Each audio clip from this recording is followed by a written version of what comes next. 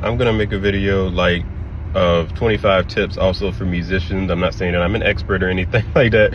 I can sum up about 25 different things that I've seen over the course of my like tenure as a musician that would help somebody else, and not everybody else is going to tell you that. So I'm going to do 25 tips. Let's see, number 25, don't transpose.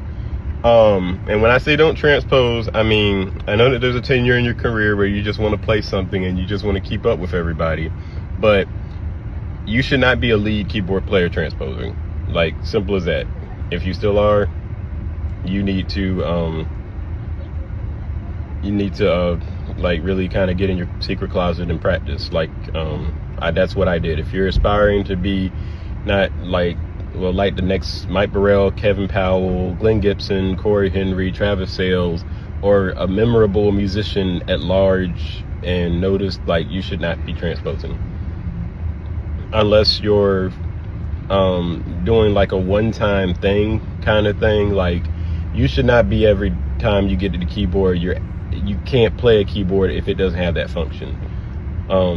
Be a musician that if there. And here's a tag to my transposing clip video. Transposing may get you by in the short term, but long term there are consequences to constantly cutting corners musically in order to get through moments, and then you look crazy trying to transpose through different transitions in music, and then it kind of throws everything off, which, like, long term it is not the best route to do, especially when musically you just want to go. Like, it's going to slow you down. And this even goes in, as you know, my involvement in the sales rep community. Cutting corners, like, pulling wool over the customer's eyes and stuff like that, frankly lying. Long term, this is why I'm an honest sales rep. It doesn't pay off, because when the customer finds out in 30 to 60 days, or was true at the time, but then long term there were consequences to if you stayed on that's what transposing is. That's why I bring that up. Transposing is a good short-term high. See, it sounded fine. It's like everybody was happy. It was a great performance. But long-term, if you use that as a game plan for your tenure as a musician going forward, it's eventually going to slow you down. Like, it can work and get you out of a particular uncomfortable moment, but use that as a lesson and fuel to go into your secret closet and learn what the key is actually supposed to sound like. Don't use it as part of a way to get by throughout your entire career. That's never what it was designed to be used for. But that's what you got a lot of musician careers, like, building all this money, and then it's like they cringe when they're asked about certain things because they don't really know how to do it. So $200-300 to play, and you just sit there and let the computer run it. Stop relying on these, like, chat GPT or loops entirely to run the entire concert. If they ask you to play, you need to play something. Like, I know there's a lot of musicians that have their triggers and whatnot, but it's one thing to have them incorporate it into what it is you're doing musically in concert with your instrument, but don't let it be the entire thing of what runs your concert overall. It's becoming lazy, and it's just becoming like, at the end of the day, nothing beats an authentic musician. Nothing beats somebody who actually has the experience and knowledge and know-how to actually pour out. All right, here's number 23. It's okay to have more than one job. A lot of musicians don't understand this, but in this economy, it is very, very difficult to sustain life with just music alone. This 47, the tariffs, all this going on in the world, it's very, very difficult. And some people start to shame musicians for that, saying that, it's like you need to be all in on music. And it's cool if you can do that, if you have a job that sustains you, where you can just focus on music alone and be able to do what it is that you're doing and it not interfere with anything else. But for the majority of people, it's like you're getting like $100 on a gig, and you're like, how am I supposed to spread this across the course of a week, or just across the course of a whole month? And it's not possible, obviously, especially in 2025. Or if you have house payments, or you have children or a wife, it's just not possible to do that. So it's nothing wrong with having more than one job. Like if you have a full-time job and then you're doing music, what you have to make sure is make sure that the music is not getting compromised because of your full-time job. And that's not a knock on your full-time job, nor whatever they're asking you to do. Well, actually, sometimes you have to analyze that. You have to analyze, is what they're paying me, I'm doing music technically part-time, I'm just, like playing here on Sundays, or I'm just having like a nefarious gig every week and kind of just playing to the singers that are coming up. Is that making sense with what they're paying you? Sometimes you have to establish boundaries with that. On your job, you can't necessarily expect your job to accommodate your associated with your musicianhood. So I know my job is very accommodative of that, of my work-life balance. Not every job is, I understand that. And it's a whole different conversation if your job is telling you that you have to be all in. That's a different video, that's a different number. I'll get into that as well. But it just really depends on, what your work is requiring. And then it just pays to just like talk to people, which again, this is going to be another number,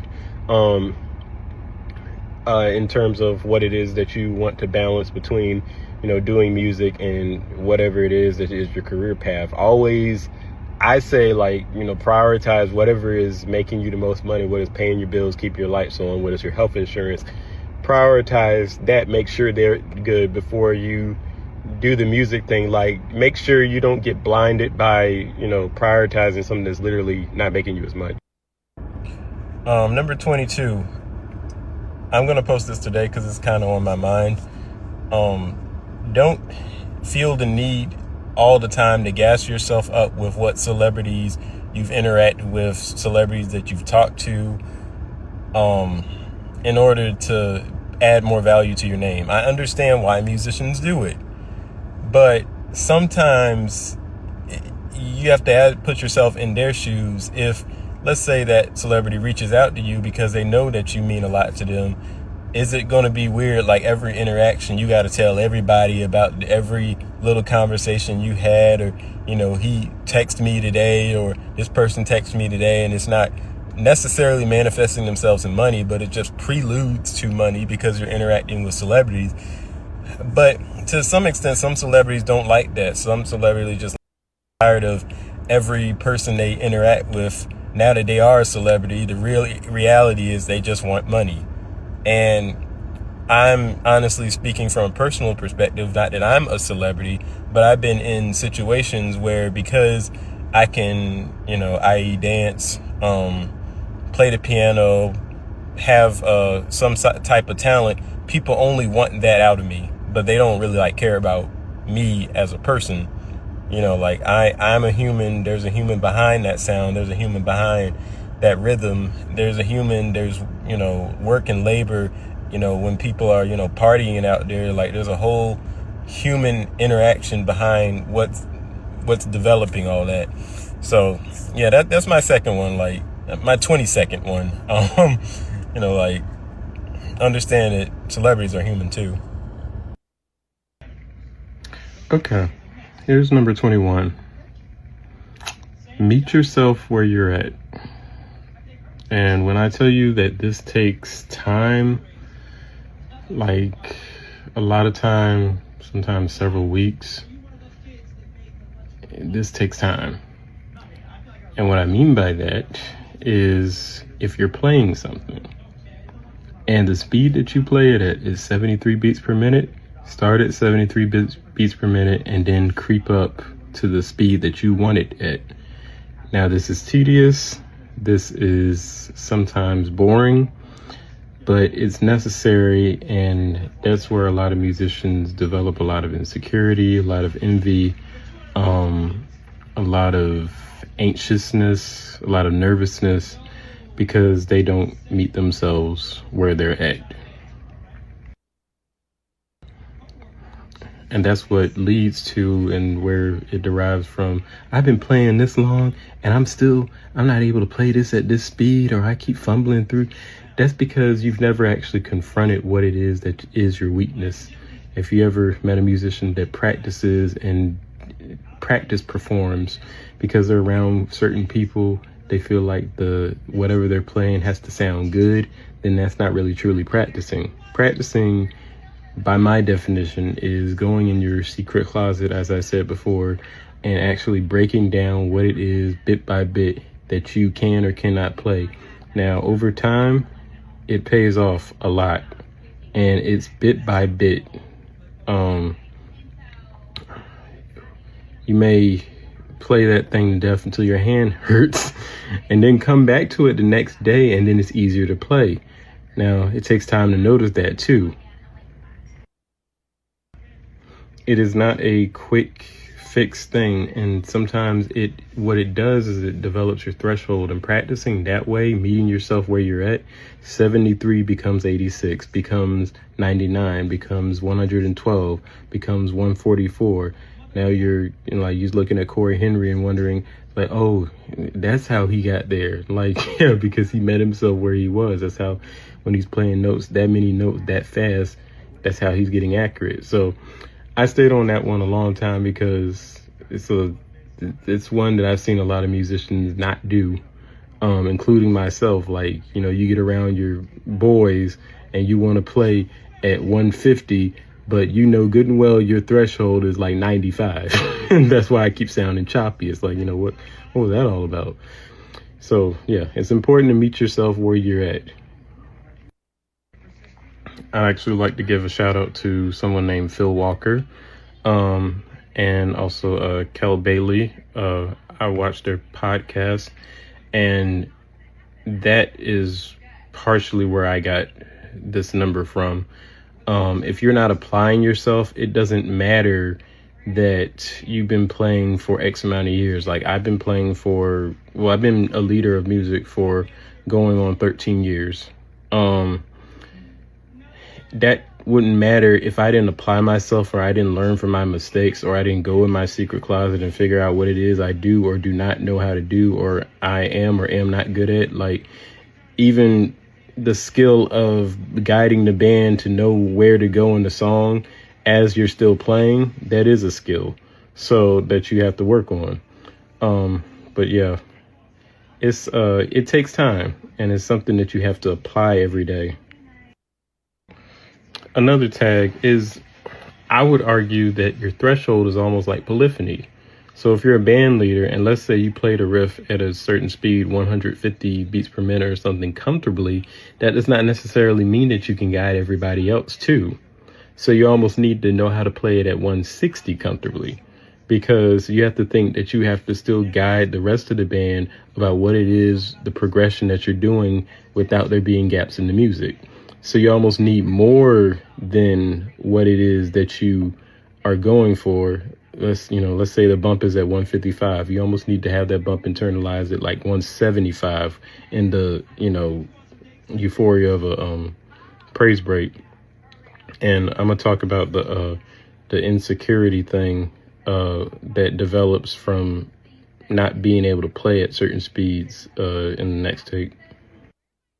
Insecurity, fear, frustration, all derives from this one thing: not meeting yourself where you're at. And it has a lot to do with like skill level, or wherever you are as a musician.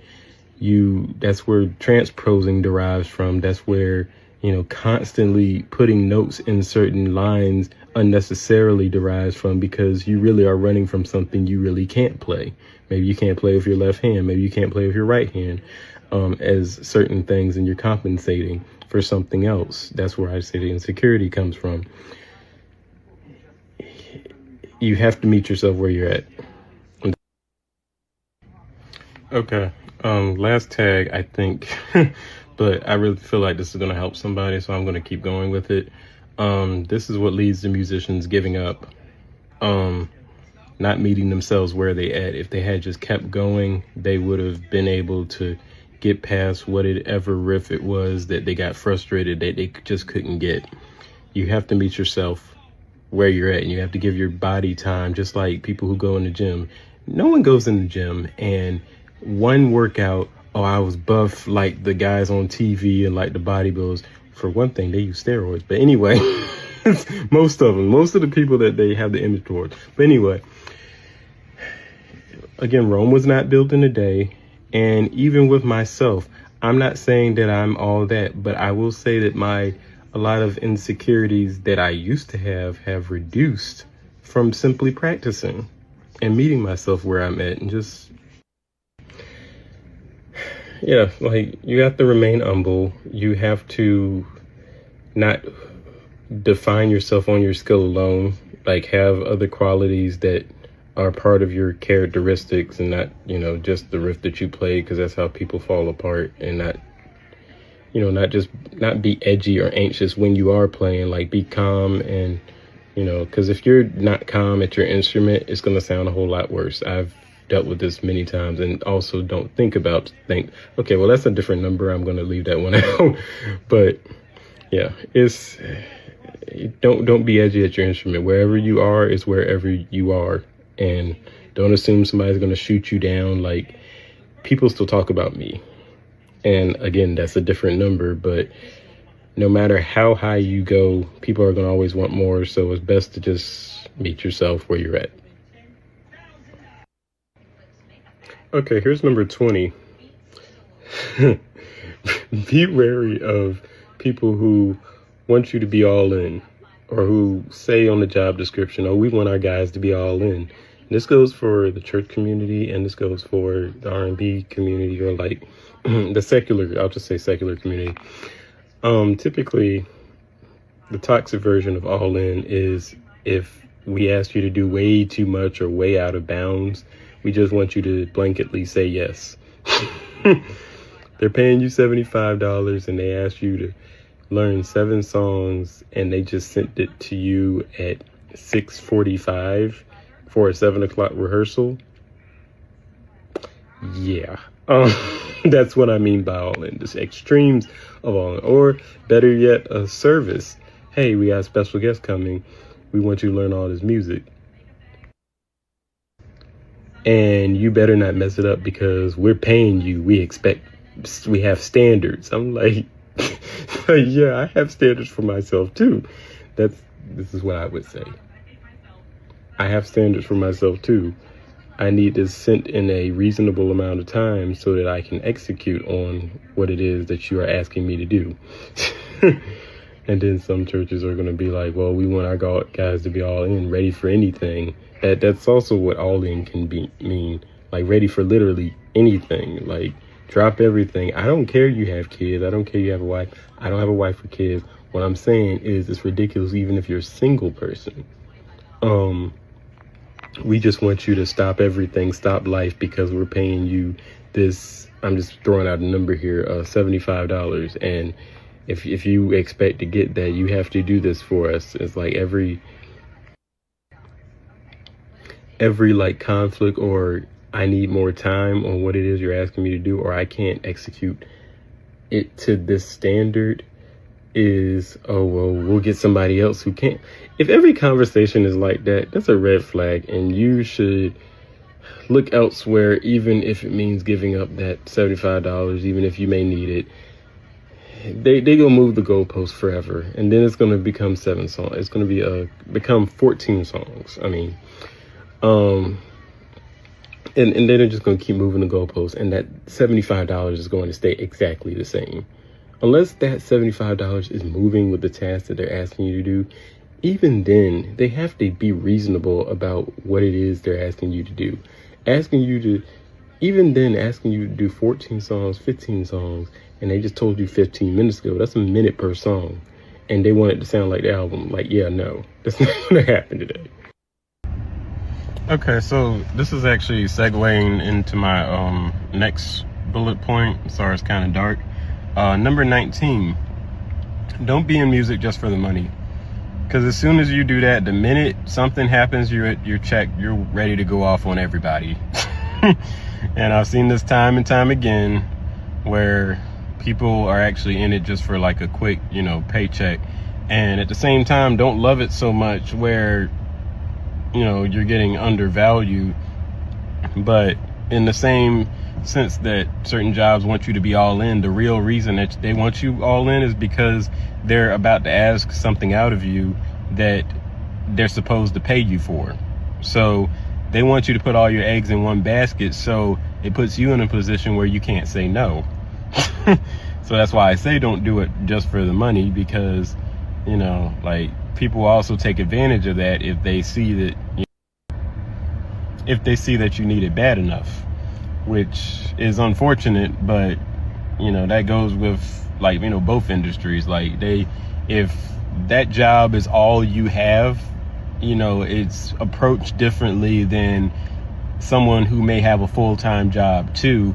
And it's like, I have multiple streams of income. You can't really, take advantage of me here. If I see that you're, doing that, I have the freedom to, go somewhere else, because my income doesn't totally stop. And, some jobs don't even, unfortunately, it works in reverse too.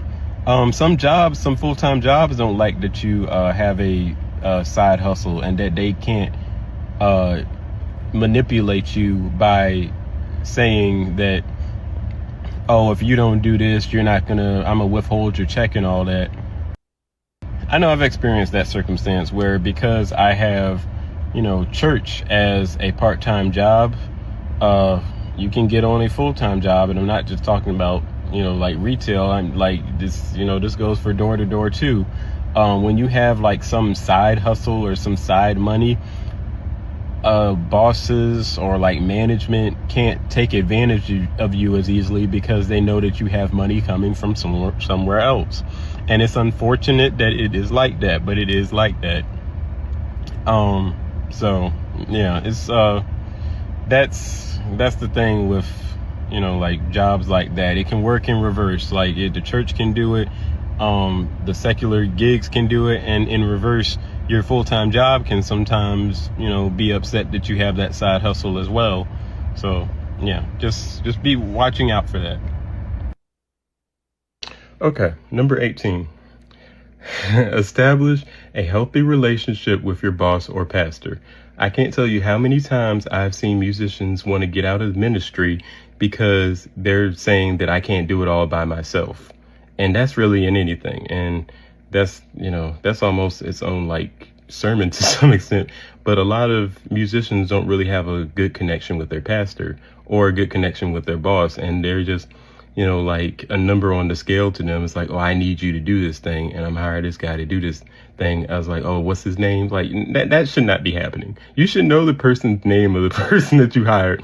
And like, corporations get like that. Like, they don't even really know your name, but they just hired you for a role. And it's like, they don't really know you and don't understand like what this money means to this person or what this job means to this person. And I'll get into that in a second too. Like, I will say, like, with my first like retail corporate job, I was coming in there with the mindset of hoping to revolutionize the perspective of sales reps. And they were like, we just kind of need you to sell phones. It's like, like they weren't trying to like have me like do all that.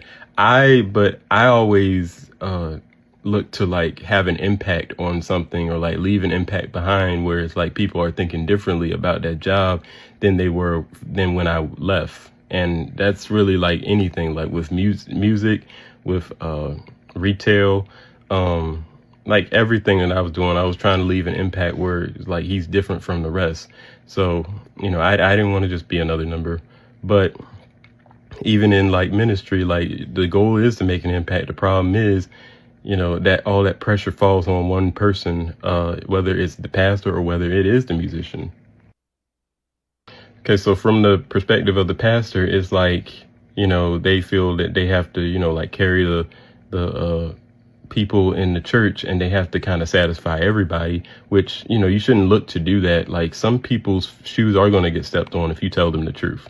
That's just what it is. If they don't like that, just let that marinate, and hopefully, it'll resonate on their conscious for a little while until they realize why they have to accept the truth. And then the musicians, sometimes they're like, either they're compensating for what's not there, or they're, coming in with the right mindset, and it feels like they're sort of in it by themselves in terms of like music and what they're doing behind the scenes, and they're not really feeling like they're being seen. So it's important for it to be a team effort, so that, musician doesn't feel like that all the time, so that there's efforts being done by everybody. All right, number 17, make sure the payment of said gig doesn't cancel itself out. What do I mean by that? Make sure that the $200 they're paying you, it doesn't cost $200 to meet the job description. If they need $200 in stems or what you need to work with them, and then they're paying you $200, you're not making any money. And I've seen this happen again a long time, and some musicians kind of get blinded by that, or get lost in the fact that they really aren't making any money, because the very money they're spending in order to make sure that the gig is right and up to a professional level, by the time you subtract it, you've really made no money. They paid you $200, and then you put the $200 right back into fitting what that gig calls for. So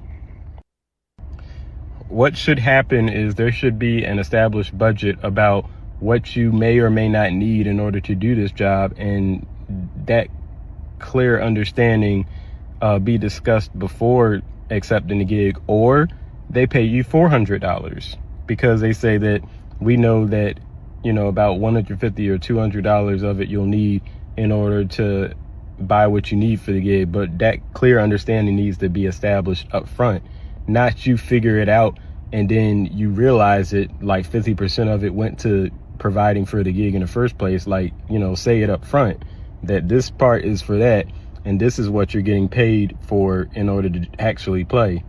Yeah, that's an important one, because I've seen a lot of jobs where you end up doing that, especially church, because like when they're paying you, there's this blanket mindset that anything that the job involves that costs money, because they're paying you, you have to utilize that money towards it. But what ends up happening from that is, let's say if you spend $50 on like a headphone amplifier in order to run click tracks, and you ain't getting but $75 in the first place, you have $25 for the next 7 days of that week, if that's all you're doing. If you're like just a musician at that time and don't have any other job, you have $25 for that whole week, and 50 of it you spent to do the very job that you were asked to do. Like, yeah, that's a problem, because like they weren't breaking anything on the budget. And this goes for the secular gigs too. Like, if this R&B singer wants it to sound like what it was on their album, and you need certain sounds or certain stems in order to do that, and you can't do that without spending some money, that has to be worked out. So yeah, that's my next one. Okay, number 16, go ahead and let them talk about you. And this is a deep one. There's going to come a time in your musician tenure that there are going to be people that are going to all of a sudden get quiet if you start to really excel as a musician or as anything in your career path. And that's what I mean by that phrase, because as soon as you start doing good, as long as you stay where they are, generally speaking, you're okay. Like that person's okay, or the dynamic between the two of you is all right. As soon as you start to go higher than where they feel like you could go, all of a sudden something changes. And then it's like, oh, I want them to come with me. Sometimes they can't come with you, and you have to learn to accept that. As you go up the ladder as a musician, it gets lonelier and lonelier. As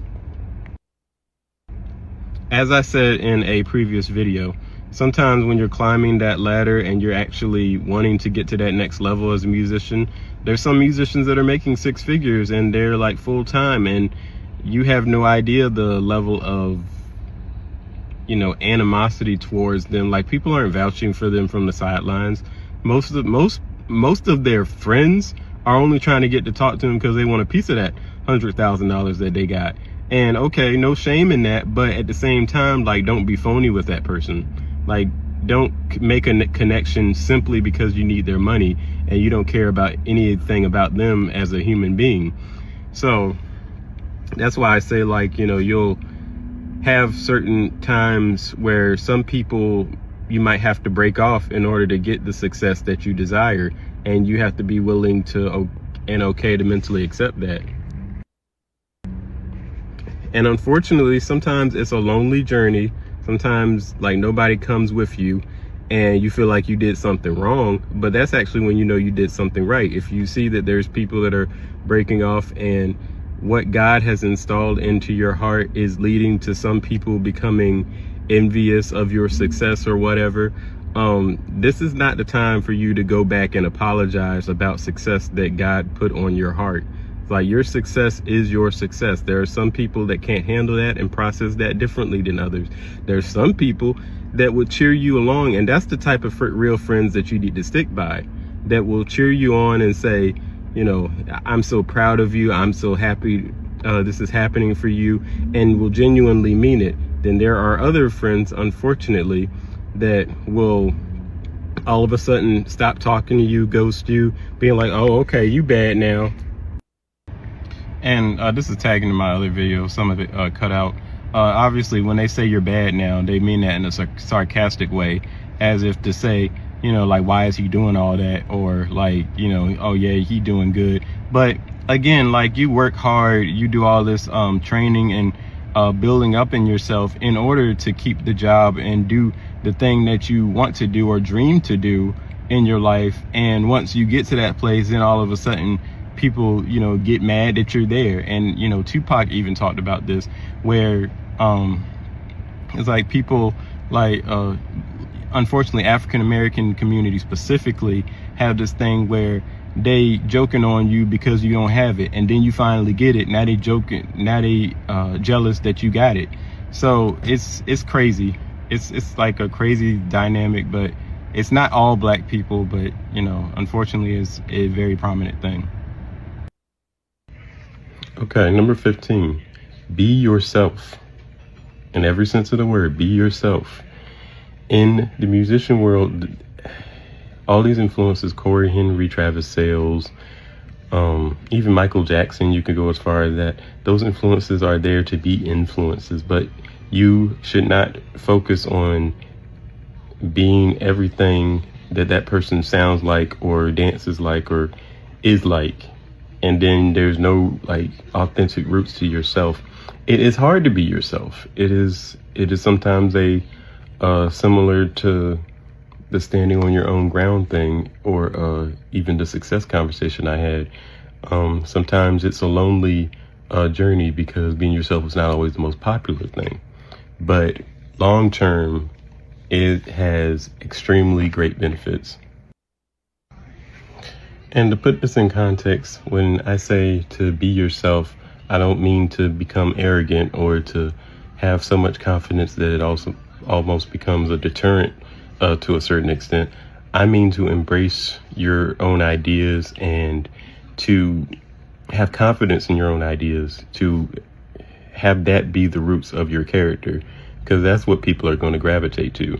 It's like everybody that you're aspiring to be like there's already one of them, but there's only one you.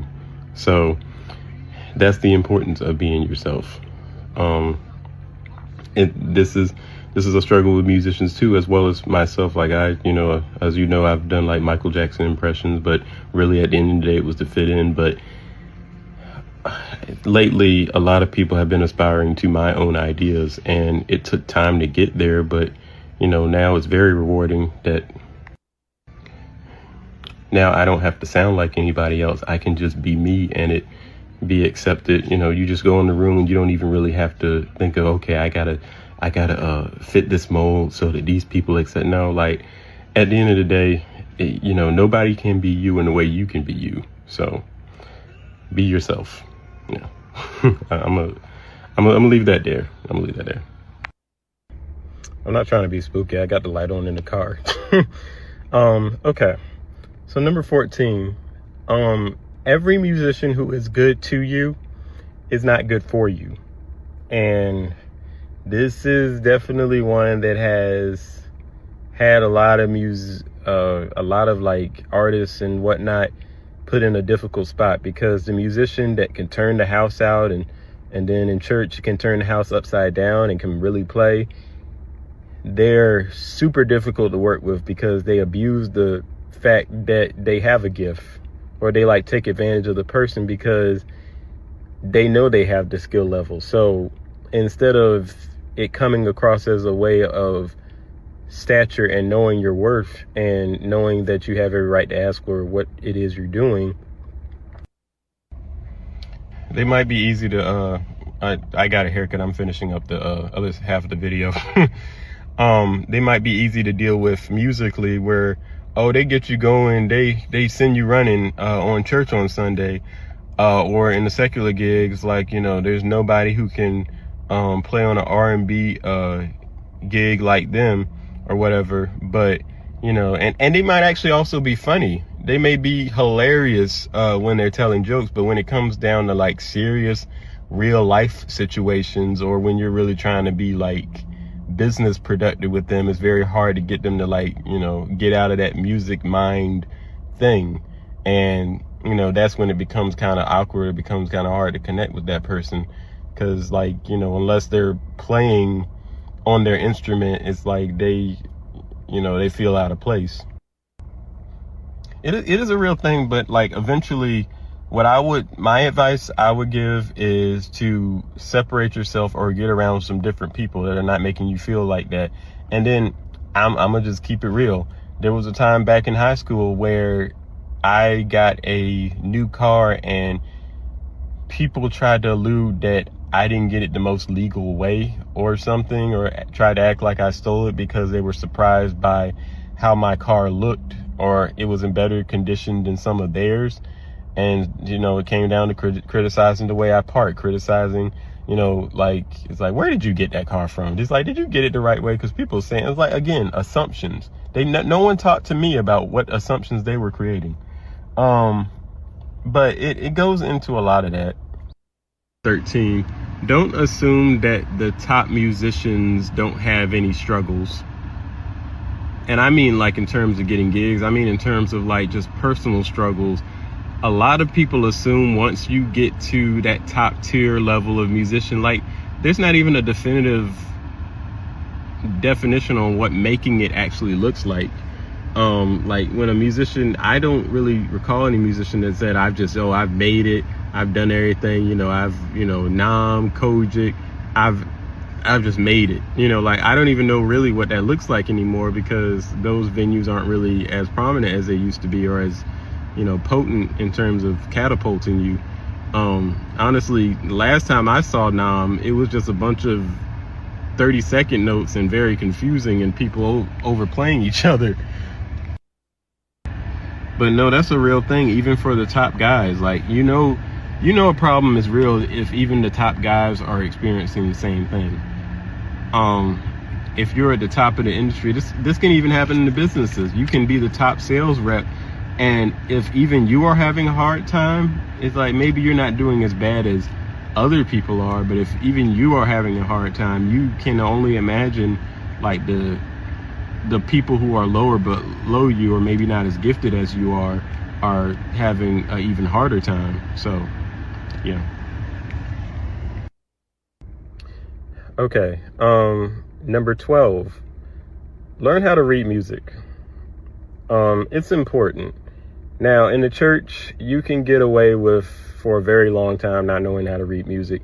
And what you need to be careful about also is, don't let musicians come up to you and critique you, trying to find something wrong about if you don't know how to read music, and then try to call you out on it. It's like, that's why you shouldn't play in church. 90%, in my experience, about 80 to 90% of churches don't require you to know how to read music. And there's a lot of musicians that do it by memorizing. As long as they know the song ahead of time, or generally know the song, that's how they get away with it. But at the end of the day, it's important to have some knowledge of knowing how to read music. Yes, there is an argument that can be made that it's a muscle that you never use. What's the point of training it? For learning how to sight read primarily would help you with personal recording. Like if you have your own ideas that you want to write out, the best way to execute them is knowing how to sight read, so you can get them out of your system, get them out of your head as fast as possible, and then potentially execute them yourself. So that's one value in learning how to sight read. The second thing is, it's just, I mean, as a musician, it's good to, like, if you were to go inside a school, you could like teach other students and you could assist them accordingly by just reading what's on the paper. You know, like, musicians are very picky about how they want something executed, and the best way to do that is to write it out. So that's why it's important to know how to read music and just not, you know, do things among yourself. Okay, number 11. Develop your own sound. Find a signature sound or a signature type of playing that is tied to you, that people can distinguish. Oh yeah, that's Devin, or oh yeah, that's this guy because he plays this way. Now don't become like predictable where it becomes, oh yeah, he always do that. Like, you know, like become, oh okay, yeah, I can tell that's him a little bit because, you know, he has these little intricate characteristics about himself, or he likes, you know, that type of sound, or he's like, because my sound, I'm gonna be honest, is ethereal. It's a very ethereal sound, where it's, you know, deep in thinking about what it is I'm playing or what I'm listening to when I'm listening to the intricate in between things of what's happening in that song, and then squeeze stuff in between there, just making sure you got to be careful to not make sure you add too much, because that can get really deep where you're, you know, like, that's how you have musicians that are almost, you know, they're doing too much information or throwing too much at you. You have to understand to respect the like genre of where you are or what you're playing, to, you know, like understand that you might mess the song up by making it a little too ethereal. Like a quartet song, typically 9 times out of 10 are not super musically complicated, and that's probably not the best place to express your theory knowledge, basically, because if it's not boom boom boom boom boom boom boom boom, like it's gonna throw people off, and then you're doing all this like outside stuff. It doesn't make as much sense. So it's important to know where to put it. But yeah. Number 10. The instrument doesn't make the player. And yes, this is for the red keyboard people. The Nord Stage 2, 3, 4 electro piano 5, I believe is what they have. That does not make the player. And to be honest, I probably will discuss later what my grievances are with Nord, or like my reservations are. But if you think this one red keyboard is going to make you an amazing keyboard player, it's not. It's really not. It has everything to do with the individual that understands the instrument that they're playing. And there are some things where it's like you're spending too much money for what it is you're trying to do, and it depends on how far you're trying to go. Like, do you want to sound like everyone else? The Nord, at times, from my ear perspective, it can be gimmicky, and the stereo image for the price that they're charging is very lackluster. Like, they make up for it in the high quality of the piano sounds, but then they kind of downgrade it by the stereo image not being really all that great, and it just makes it sound emptier than it needs to, and it just it involves you having to like manipulate it in such a way to make it sound like something. But why are you having to do that? And you just spent $6,000 on a keyboard, is my question. And this moves into even the Kronos. It does make the job a lot easier if you understand that keyboard and have a preference for your board. But there are people who thinking that they don't sound good unless they're playing that specific board, and that is a problem. You should be able to tear it up with any keyboard. Okay, number 11. Don't participate in gossip. As much as it can be tempting, oh, I heard so-and-so did this, let me tell you something. A majority of the things and problems I've had in my life were based off total conspiracies. Total nonsensical people just sat around and had nothing to do, and they just made their own assumptions about what it is that I was or was not. And they had not talked to me once, and now they are thinking all these things about me, and now they're avoiding me, and I don't know why. But this person has actually not talked to me about seeing what is what and what is not what. And I'm not understanding what it is that is the problem, or what it is that is on their mind of negative perception that they actually created themselves. Like, gossip can get so messy, and I'm at a place in my life where I don't like drama. I don't like people who are talking about certain people, because odds are it's based on purely assumption. Then they built this whole theory about you, and they don't really know that what it is that you're talking about is really not the case. Or, whether it's about, how much money you have, or what this person's dealing with, or why this person's single, or why this person's not married yet, or why this person doesn't have a kid. And now you have this stranger basically obsessed and has their own image of what your life is and is not. And you really have only had two interactions with them. It's crazy. And it makes you look really, like you have a lot of time on your hands to really be dealing with that, when this person's really, hustling and trying to, make things right with themselves. But don't participate. It's like, gossip may feel good in a moment. Did you hear about so and so? But creating speculations like that in a corporate environment, or even a church environment especially, creating assumptions is very toxic. It's hurtful to the people if it gets back to them. And in corporation, it's dangerous, especially if the wrong people don't know how to, okay, let me see for myself before we create our own assumptions of what it is that he is or is not going to do. It can actually get somebody fired because of pure assumption. Like, these people are ready at your neck, criticizing you, being super picky about what it is that you do or don't do, or give them enough of or not enough of. And it's based on they just sat around and had all that time to talk about you without you in the room. Like, if you haven't asked that person that, or you haven't actually gotten to, address that directly, it's best to just leave it alone. Number 8, don't try to do everything. Do not try to do everything, even if you are capable of doing everything. Draw a line in the sand on, let's say if you're the keyboard player, or if you're the drummer, or if you're the bass player. We're talking in the setting of the church, or you can apply this to like a secular gig too.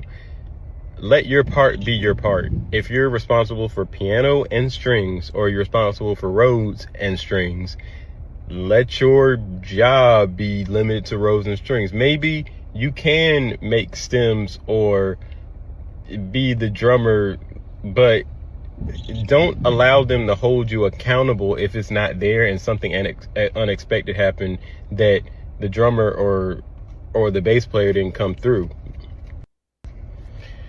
Sometimes I'm capable of doing the one-man band thing, where I can split the keyboard, have the bass on one hand, then the right hand I can substitute and do the piano. And then maybe I'm also running the click track for the drums if I'm really doing it by myself.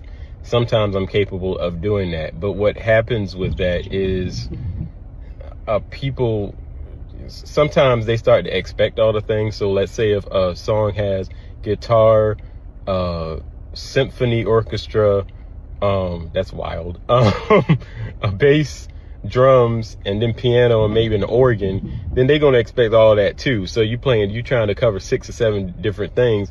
And then of course, if you try to put that in even the chronos, you're going to run into polyphony issues, because that's like you're trying to make, everything happen from one keyboard, which is like wild.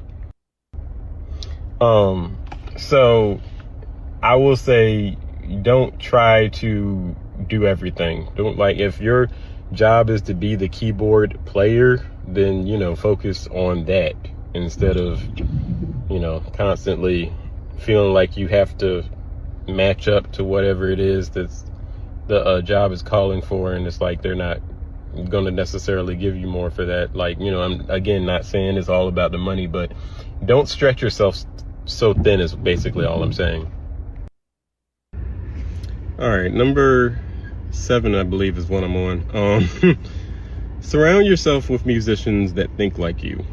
And I'm not saying to develop a cult necessarily of people who only think like you and are only like yes men and yes sirs, but develop, when I say people who think like you, I mean like people who are like striving. If you're have a forward looking posture as a musician and like skill based, you're trying to go to the next level constantly and you're always trying to top yourself, that's the type of people that you should surround yourself with. Not people who are just going to do what you say and that's all there is to it, or are going to gas you up on every chord that you play, because that's what I mean by a yes person. Or like, you know, you need people around you that are going to tell you, is like, you might want to change this up because this might not, you know,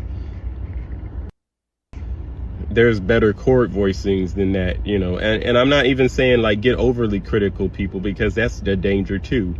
I'm saying people who are actually going to tell you the truth, basically. So surround yourself with people like that, because typically, and also surround your people that have a plentiful amount of traffic, because jealousy, insecurity, and all that, I bring this up a lot for a reason. They brew from people who don't have, and then they're hearing it from others that do have, and that's how those insecurities and jealousies seem to come about. But when you're already getting your own traffic, you know, unless you're really nitpicking, you're not focused on what other person's traffic is. So that's why I say it's always important to have people like you that have the frame of mind you have around yourself. But yeah. Number 6, you get out what you put in. I think it's hilarious. A lot of musicians that I see or talk to, that they throw the performance together at the last minute and then they're wondering why it didn't come out the way they wanted it to come out, because they threw it together at the last minute. Now, sometimes that can work and it can spontaneously develop into something that's really like, you know, postable or, you know, memorable. But, you know, in most cases it was like, you know, that was a train wreck. and then they get upset. It's like, you know, how come that was so disastrous? Like, if you put it together in the last 5 or 10 minutes and you didn't put the work in, like the videos you see on YouTube where they're putting work, and just because it's behind the scenes and you're not seeing it literally on camera, you say, oh, they just walked in the room and did it. Like, no, they put several weeks into that. They've been talking about it behind closed doors. It just wasn't on camera because it was that intimate. And that's what certain musician performances are like. Behind the scenes, you don't even see what it is that they do or they go through, or the ups and downs of, like, you know, people that never show the, like, the development or the model of the building or what the building's going to become. People just care about the finished product. Hey, the building's done now. Or like, even in musician role, people care about the song is out now, like, but they don't know, like, you know, what did it take to get that song out. Now, in some cases, like me, sometimes I am able to like improv and then the song just kind of come out roughly what it is I'm looking for the very first time, but that is very rare. Like, I'm always going back, changing something. I'm always, and I want it to sound like this. Oh, this kind of sounds too much like that, so we got to kind of take that out. We got to put that back in. You know, like every musician goes through that. Okay, and this one is a shout out to Tony Taylor. This one is a shout out to, let's try that again. This one is a shout out to Tony Taylor Jr. I still almost missed it, but anyway, you know who I'm talking about. I'm gonna tag him. But learn how to play pocket. Now, what is pocket? Pocket is summed up best by Tony Taylor Jr. as playing. Pocket to me is you learning what you are supposed to learn and not what you want to play. Staying on topic, basically. When I'm doing in some of those videos, you know, I'm purposely, because I know it's a cover of the song and I know people are trying to hear how I would express how I would play on that song if I was remixing it. I understand that it's a cover of that song, you know, and that's not necessarily how I would play it if I was asked to be professionally doing it live. Yeah, pocket is staying in that realm. Now, going outside of pocket, that's probably what I would do. Like, but the thing about my pocket is I have a pocket and then I sort of restructured it based on what the feel of the room is, or based on if we're doing it live, it's going to be a little bit different. It's still going to be the same song, but you know, you go a little out on the scale here, out on the scale there, and then kind of come back to bring people in again so it doesn't become repetitive. So that's why a lot of the times when I'm playing in the pocket of a song, you can stay on that song for 10-12 minutes, because you can stay on topic with the song but go so take it in so many different directions with your expressiveness that it ends up turning into something that's, you know, new. But yeah. Number 4, gravy makes no sense without mashed potatoes. And what I mean by that is, if you don't have the structure and the roots of what it is that you're playing, like if you're playing a sweet riff that you heard Glenn Gibson or Corey Henry or Travis Sales do on keys, and you don't even know what the basic scale in that key is, but you're playing this riff that you heard them do, that's a problem, because you don't know what the roots of what it is they're playing came from, and you haven't mastered that yet. But you're playing the like gravy, and you're playing the like add-on aspects of what they did, which really derived from a scale. So it's important to know the structure of the key first. Like me, myself, I always make sure to know the key before actually adding stuff to that key. Like if I don't know what the basics of that key is first, I'm not going to add a bunch of gravy, so call it. And gravy, in my sense, the way that I have gravy charted out is it's like the chromatic scale. It's perfect fourths, adding that stuff into the chords to actually make them shine more, and then going up and down, left and right. Gravy can be sevenths, fifths, and putting that into context. It's basically stuff that you can use in any key and make whatever it is that you're playing sound better. If you were to learn the technique behind it, you can integrate that in any key.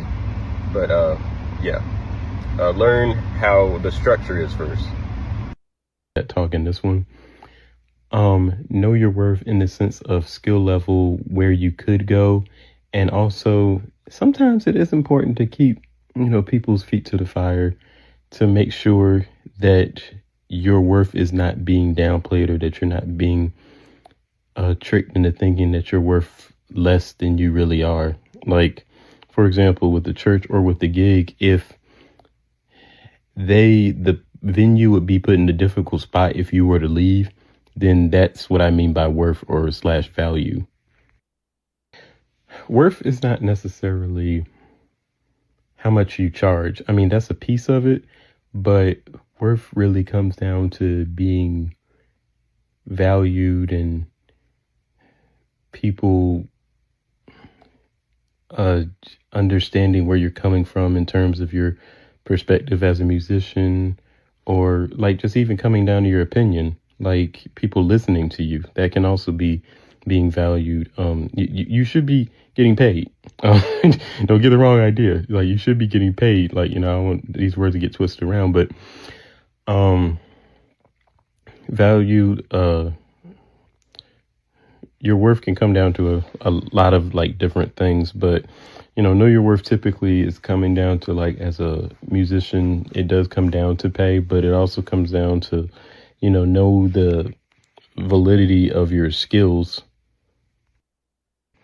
know the value behind your skills. And at the same time, you can know your worth, but don't be arrogant about it. Like, if you settled on a church and you agreed, or with the venue, you agreed to a certain amount, let's say that, you know, like that's like $150 or something for that particular gig. Don't hold it over their head that, well, I'm worth more than that. It's like, y'all not paying me my worth. If there was already an understanding and an agreement that we have already discussed that we don't have it in the budget to pay you, or like that's the maximum that we can afford to, be paying attention to that, by the way.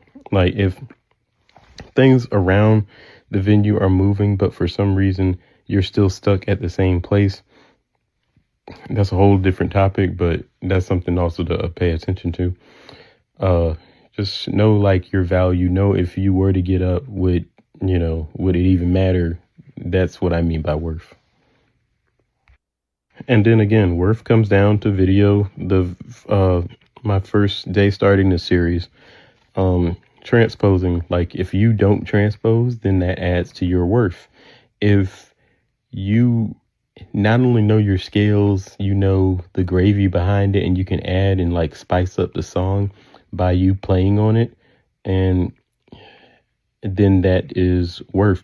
And worth actually even goes into anointing to some extent too, because some musicians can play, but they're not necessarily spiritually driven to play. They don't have the spirit behind the why they play. And that's a totally different realm of playing, because you can practice all day. If your heart is not right, that those chords are not going to hit people. All right, this is going to be a bonus because I miscalculated that there's 31 days in December. Okay, so this is tied to my Know Your Worth one. Don't take what you can get, especially if you have the skill set and the playing ability to back it up, and the know-how and the experience to justify not taking whatever you can get. Because there will be some churches and there will be some gig venues that will try to tell you that, oh, well, it's not in the budget and times are tough, so you just got to take what you can get out here because it's pretty rough. Now, sometimes that is true. However, it is also a manipulative strategy, unfortunately, where people will give you the ultimatum to just like take advantage of you. Try to get under your skin, try to tell you, we can't pay you that. So what ends up happening sometimes is you end up playing a gig worth $175 for only $50, because it's like, oh, that's all we got. It's like, oh, it wasn't in the budget and all that. And then you find out behind closed doors that other people are getting $250 and $400. And it's like, wait a minute, So that's what I mean by like, not taking what you can get. Like, but at the same time, don't shoot yourself in the foot. Which again, this is a comment from KB. Don't shoot yourself in the foot if the amount that you want is $200 and the amount that they can give you is $150. Like it's close. I know it's not the amount that you desire, but if it's only a temporary thing, I think the best thing to do is to accept it. Number 3C. This is a very important one. Don't feel like you have to play like Corey Henry in order to deserve to play. Now, this is one I really am surprised that it took me this long to come around to, but there are, unfortunately, especially in gospel, a lot of musicians that will try to down you as a player if you're not the absolute best thing ever. Something they've never seen before. If you're not killing it like Corey Henry or Glenn Gibson, and this goes back into knowing your worth. Your gift is for you, so you don't need to play or sound like Corey Henry or Glenn Gibson or Travis Sales in order to be accepted. Grow into what God put into you. And don't get obsessed, don't get lost in how many likes it's going to get, how many comments it's going to get. Like, grow into what God put into you, because there is nothing more validating than knowing that something that the world did like came straight from you, and it wasn't something that Corey did already or that somebody else already did and that you duplicated, and they're like, it's cool because you duplicated, but it still does not necessarily mean you can play like them, but it just means that particular soundbite you were able to duplicate. But yeah, it's important to like always make sure that you're being yourself, and don't feel like you have to be the emulation of somebody else in order to be accepted in the world. So yeah, that's a very important one. So yeah. There are people that will literally try to draw out and map your life for you. Like to say, you need to get you a wife, you need to get you a career that's building and be able to support a family. Here's the thing, it's a lot harder than you may think, because what happens is people may know something that can help you and they're just not telling you, and then they're just sitting there, look at, like, you know, why he ain't got this, why he ain't got that. Meanwhile, you know somewhere where he can go to help him, but you're just not telling him yourself. So you have that information and you're, you know, keeping it secret, but you're also criticizing him about what he doesn't have. So like, and this is advice to people who say, go get you a wife. It's like, you need to have you a house. And on all those things, you need to have you some kids, get you next generation brewing, so you have offsprings to carry your legacy out, or whatever they say. Here's the thing, it's like, those people aren't you. So if those kids start acting a fool, or if, you know, they're financially to support them, they're not going to help you. And that's what you have to calculate when it's you that's doing, you know, the act to have children or whatever. Or when it's you that's taking on that role. It's like, oh, well, everybody said. Think about that. Think about that. There are really people that really do that, that really go out of their way and change their life based on what some random stranger told them. You know, go at your pace. Go at the pace that's healthy for you. And I only share that because that also goes into like the envy aspect of what I've talked about in the past too. When you get the wife, when you get the house, when you get the kids, it's like, you're going to have people that are going to be envious. But they're the same people that were telling you, you need to have this, you need to have that. Then when you actually prove them wrong and rise up to the challenge and get it, now they get jealous. They get in their feelings. They get upset at you that you actually beat the odds. But they've been cramming that down your throat, so you found some way to do it. So all that time they were, gaslighting you and trying to throw that energy at you, you actually found a way to make it work. You actually prayed at night for that, and you made it happen. And I just wanted to get that off my chest, because I've seen it happen a lot. And, it's also something that has happened to me, but it's important not to let those type of people get into your head. Most of those same people that are telling you what you need to be, where you need to be, what you should have by now, they don't have it themselves. And it's important to understand what you're pulling your hair out about. Somebody said, everybody thinks this. Most of those people, if you actually get into the granular aspects of their life, they don't have it themselves, and they're projecting on you what they feel like you should have because they don't have it, or they're trying to make you feel bad about where you are because maybe you're a little older than them and they feel like you should be here, but it's really because they're not where you are. And I hope that helps somebody, because there's a lot of people that are not really being that straightforward with each other, and it's unfortunate. But yeah, we'll call this number 2.5 because I miscalculated this. Don't let other people tell you you can't play secular and gospel music. At the end of the day, the genre you choose, and this is important not to be consumed by it, but the genre you choose to play as a profession, playing secular music outside of church and then going to church and playing their gospel music, it's important not to be consumed by it. It's important not to be consumed by the secular music that's happening in the world. It does look a little funny if you a lot of playing music with a lot of cuss words and then you're getting drunk and turned up with everybody else and then coming to church on Sunday.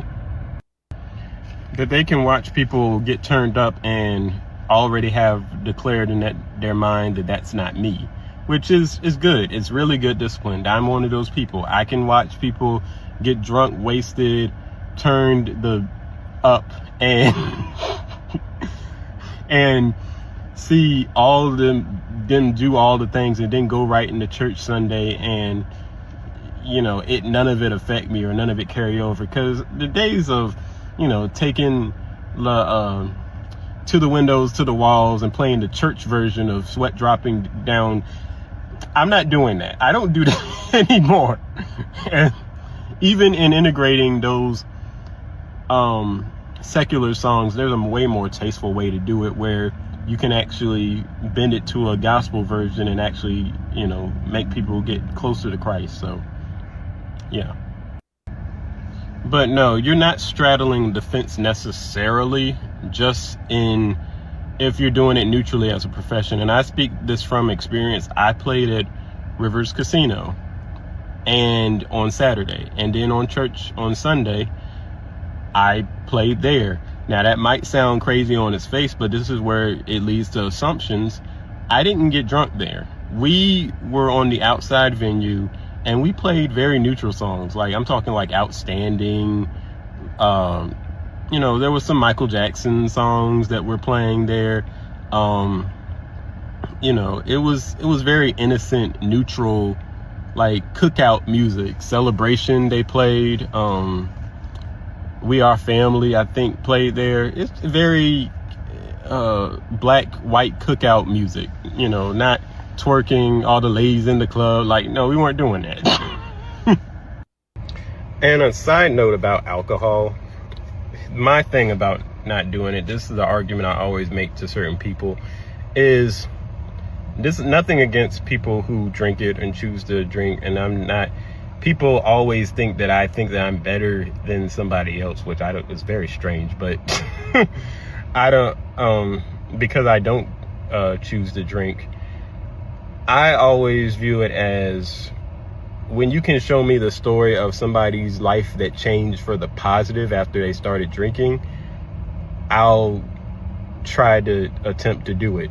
But until then, like, nah, it's not for me. Like, I don't know any positive stories of that. And I understand why people go that route, because life does get hard. And I'm in a bit of a debacle right now that I'm not going to get too detailed into, but I think it is important to pray and just like have the appropriate mindset. And I'm telling you that if any benefit has came from retail, and specifically, it is, the endurance of having patience and, staying focused on why are you doing what you're doing right now. And that's important to apply to so many different things. And once you apply to that, like, turning to things such as that becomes unnecessary. Like, always fill it up with some other thing, it's always important to do that, because mixing, I don't know any situation where mixing alcohol has ever turned good. So, again, like, doing it casually is not harmful. It's when you get consumed by it, just like the music thing, that it becomes harmful. And this ties into number 2. Know the spirit behind what you're doing. If your intentions are good, you can never go wrong. You can always double down.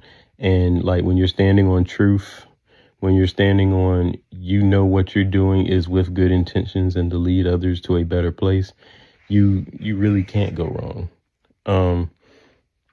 If you lied to get that gig and you just tried to get on the keyboard because you need some extra money, and you sabotage somebody else's career in order to get where you are, that's going to fall back on you. That's going to backtrack, and people are going to remember that, and that's going to come back to you. I'll just put it that way. It's like, that's not going to be coming from me. That's going to be coming from, that's going to be coming from God. So you have to make sure you're doing things and obtaining things the right way. This goes into, you're not going to walk into a bank and successfully take something from the bank and then says, like, I got all this money, look at God. Dog, you just took that from a bank. Like, it's like, you're going to jail. You are going to jail. But You got to, but I'm using that as an extreme example. You got to do everything that your, if you want your stuff to prosper, even in the secular world, you got to do it with the right intentions. You got to do it the right way. If there's other musicians that are waiting in line, it's like you can't cut ahead from the line and prioritize yourself and think that you're, higher and mighty than everybody else. If other people have been waiting for years to get that same spot that you're getting, you got to get whoever's first. They got to go first. And if they get the spot, then they get the spot. But then God has another place for you. Like, you have to make sure that you have that mindset that you don't feel like entitled to certain things. Like, just because you didn't get it here, that doesn't mean that you're not going to get it somewhere else. And that's why people feel like they're going to fall apart on certain, jobs that they obtain. It's like, if I lose this job, I'm gonna lose everything. Like, no, God has somewhere else for you. And that goes for a lot of musicians, and musicians a lot lose sight of that. Like, you don't have to destroy somebody else in order for your blessing to shine, to prosper. It's like, you doesn't have to work that way. We can both shine together. We can both build something great together, and we can both, eat at the dinner table. It doesn't have to be one or the other. Like, you know, God can bring both of us at the same time, and we can both be happy. And like, it's a very, like, um, like, neck and neck. Hold on. Cutthroat. It's a very cutthroat industry for no reason sometimes, where they feel like it has to be me or him. Like, no, God designed this moment for both of you. That's why both of you are playing it together. That's why both of you only sound good together, because you need both parts.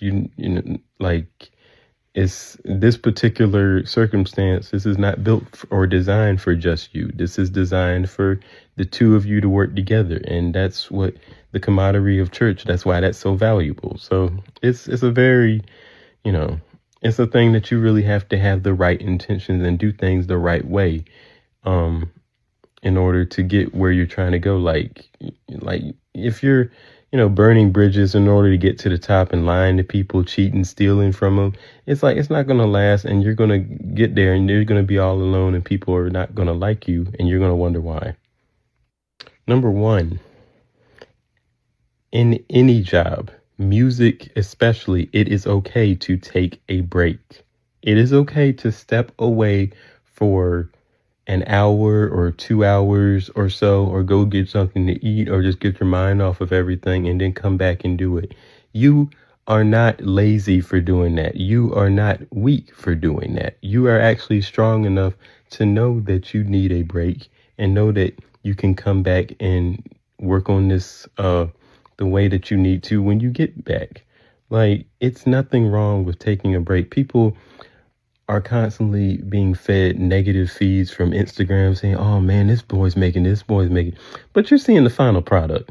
Like, what's happening behind the scenes, that person is also, is not always cracked up to what they're showing on Facebook. They always show the good part on Facebook.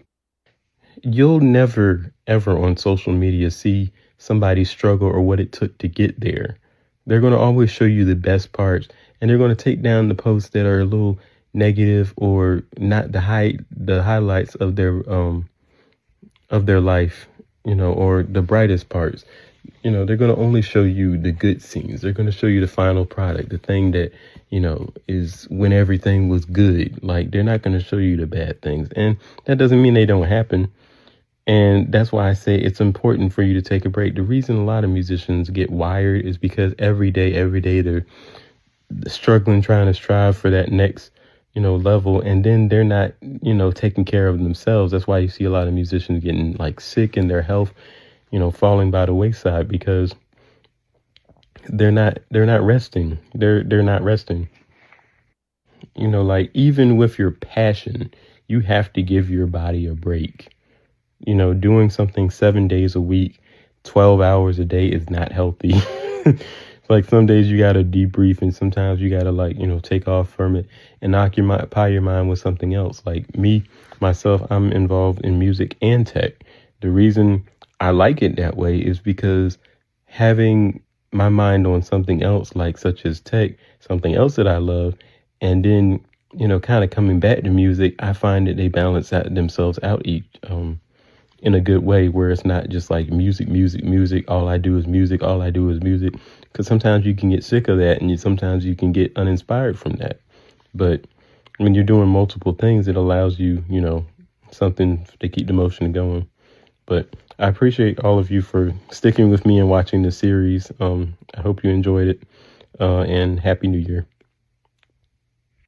I will be posting this on YouTube, the full like video log of all 25 days. So if you want to watch it there, I'll post the link in my bio, and as well as the music songs. I don't know if I'll be able to get that on YouTube, but it will stay in my highlight story. So if you like the song, yeah, just let me know. Or like message me if you like the song, because I know a lot of people like Golden Hour. So, but yeah, if you like this, definitely let me know, and I'll also be going live on Twitch occasionally in 2026. That's one big change. I went live earlier. I'm gonna repost the video on YouTube as well. Just let me know what you want to see, because I have streaming capabilities. I just really haven't been using them. But yeah, I'll probably be doing maybe like once a week at first. We'll see how things go. But yeah.